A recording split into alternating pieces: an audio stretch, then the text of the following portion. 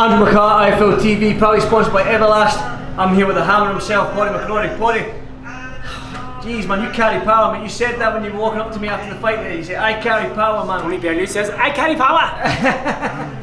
I mean, you do carry power, man. That's why you call it the hammer, man. You seem to be knocking these guys out quite easily of late, man. Why is that? How is that? Andy, I've always had a bit of a punch, but doing the consistent like S&C, I stopped boxing for 4 or 5 years. Didn't train much, so now I'm doing like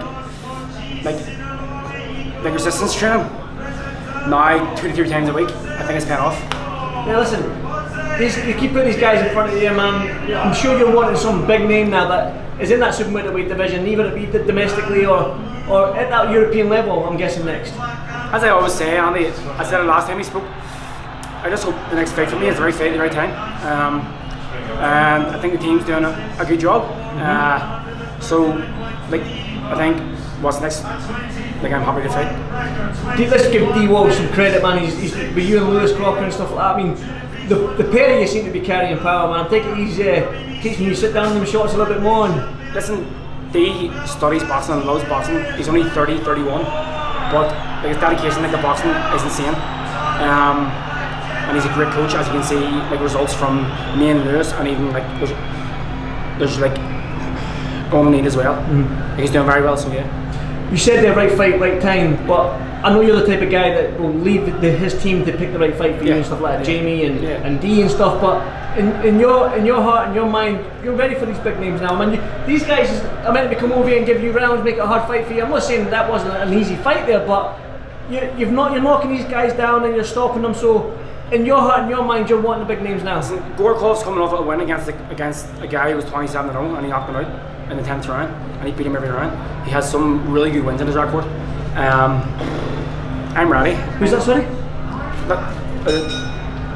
SERGEI GOROKHOV. Oh, Sergei. Ah, yeah, the guy that's fought. His last fight, he knocked the guy out. Yeah. He was 27-0. And he looked ready for it. And he beat him up every round. Yeah. He's a strong guy. Listen, but I'm ready. I'm if Jamie thinks it's the right fight for me, or if MTK thinks it's the right fight for me, then let's do it.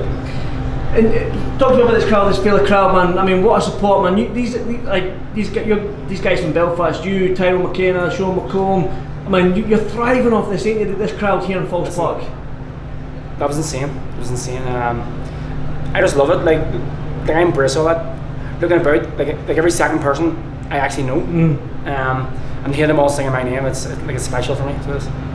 Did you ever think that when you turned pro that you'd get something like this here? Never. My first pro fight was a week before my 29th birthday, and I signed with Kieran Farrell, who is actually here today. I've never fancied to do anything in boxing, just because I took 4 or 5 years off and I didn't do much as an amateur. But now I'm here on the biggest stage, in Irish boxing in nearly 3 years, and I'm putting on very good performances. So, yeah. Hey buddy, I won't keep you much longer. I want you to get out there, enjoy that crowd, enjoy that win, go watch the rest of the fights, have a good night, and no doubt I'll catch you in the next one, man. Thank you very much. Thank you, buddy.